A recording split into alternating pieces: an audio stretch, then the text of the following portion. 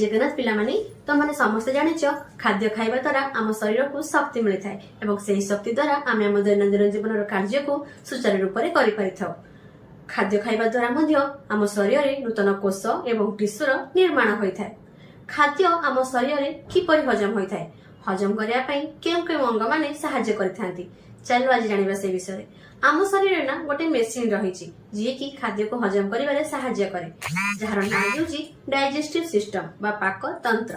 पाक तंत्र गठित होईची पाक नली एवं पाक ग्रंथि को नहीं, एलिमेंटरी केनाल एवं डाइजेस्टिव ग्लैंड को नहीं। प्रथमे चलो जानिबा पाक नली विषय, एलिमेंटरी केनाल विषय। पाक नली पार्टी आरंभ होई मलद्वार पाखरे ही शेष होईची। गठन और कार्य दृष्टि पाक नली को केतेक अंश भाग करा जायछि। सेगुड़िक हेले पाटी, मुखगहर, ग्रसनी, ग्रासनली, पाकस्थली, क्षुद्रांत्र, बृहदंत्र, मलाशय एवं मलद्वार। पाकनलीर कांथ दुईटी पेशी द्वारा गठित, लंगिट्यूडनाल एवं सर्कुलर पेशी द्वारा, जहा द्वारा खाद्य पाटी मलद्वार पर्यंत संकोचन और शिथिलन प्रक्रिया रे जाई पारि थाए। एही प्रक्रिया को आमे कहि थाउ पुरहसरण बा पेरिस्टालसिस।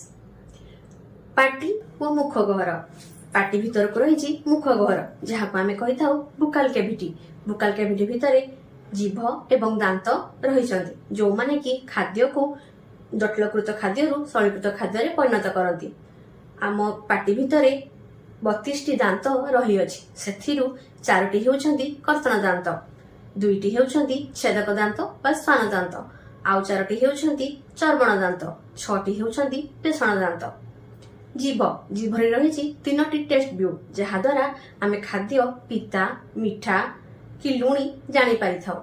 एबे आसीबा ग्रसनी बा ग्रासनली पाखकु। ग्रसनी तैयारी होईची नासापथ और मुखगहर को नहीं। उभय खाद्य एवं श्वासवायु जीवा पई एहा एक साधारण पथ। गोटे द्वार खुली अछि श्वासनली को एवं आ गोटे द्वार खुली अछि खाद्य नली को। श्वासनली को जे द्वार खुली अछि ताहाको आमे कहि थाउ ग्लटिस एवं खाद्य नली को जे द्वार खुलिछि ताहाको आमे कहि थाउ गलेट। श्वासनली रे ना एक तरुणाकृति प्लेट रही अछि, कार्टिलेजिनस प्लेट, जहा को आमे कहि थाउ एपिग्लटिस, जहा को आमे छोट जीभ मध्ये कहि थाउ। खाद्य गली थाउ ना ए एपिग्लटिस कोन करे ना श्वासनली द्वार को बंद करि रखथाय, जहा फल रे खाद्य नली दे ही जाई थाए। एबे आस जानिबा ग्रासनली विषय रे। ग्रासनली हमर बेक मध्य दे तळकु स्टोमाक पाखकु बा पाकस्थली भितर को जाई अछि। पाकस्थली उदर गहरर बाम पटरे रही अछि। यार ऊपर भाग को आमे कहि थाउ कार्डियाक स्टोमाक, काहेकि ना यार ऊपर भाग रे हृदपिंड रही अछि। तळ भाग को आमे कहि थाउ पाइलोरिक स्टोमाक। पाइलोरिक स्टोमाक रे एक छोट मुद्रिका सदृश स्पिंटर रही अछि, जहा को आमे पाइलोरिक स्पिंटर कहि थाउ। यार कार्य हेउची अर्धजीर्ण खाद्य को क्षुद्रांत्र पाखरे नै पहुंचेबा। एवं बृहदंत्र, क्षुद्रांत्र पाकस्थली बृहदंत्र पर्यंत लंबी अछि। क्षुद्रांत्र को 3 भाग रे विभक्त करा जायछि, डियोडिनम, जेजुनम एवं इलियम। एबे आस जानिबा बृहदंत्र विषय रे। बृहदंत्र पाकनलीर शेष अंश, ये मध्य विभक्त होईछि 3 भाग रे, सिकम, कॉलन एवं रेक्टम। क्षुद्रांत्रर शेष भाग इलियम एवं बृहदंत्रर प्रथम भाग सिकम र संयोग रे भर्मिफर्म एपेंडिक्स नामक एक अवशेषांग रही अछि, जिए कि आमर इन्फेक्शन दाउरु आम शरीर को रक्षा करिथाय। एहाको सेफ हाउस मध्य कहा जाय। खाद्य को सरलीकृत करिया पई पाकनली रे केतेक ग्रंथि रहिचंती, जहाको आमे पाक ग्रंथि कहि थाउ। डाइजेस्टिव ग्लैंड, प्रथमे चलो जानिबा सेलिवरी ग्लैंड विषय रे। लाळ ग्रंथि, मुखगहर रे 3टी लाळ ग्रंथि रहिचंती, सेथिरु लाळ सिक्रेट होई थाए एवं सेई लाळ रे रहिछि टाइलिन। टाइलिन श्वेतसार युक्त खाद्य को सरलीकृत करिबारे सहायता करे। एबे चलो जानिबा जठर ग्रंथि विषय रे। गैस्ट्रिक ग्लैंड, गैस्ट्रिक ग्लैंड रे जो रस खेलित होई थाए ताहाको आमे गैस्ट्रिक जुइस बा पाचक रस कहि थाउ। सेई पाचक रसरो HCl नामक लवणाम्ल, पेप्सिन एवं लाइपेज नामक एंजाइम खेलित होई थाए। एबे चलो जानिबा लिवर विषय रे।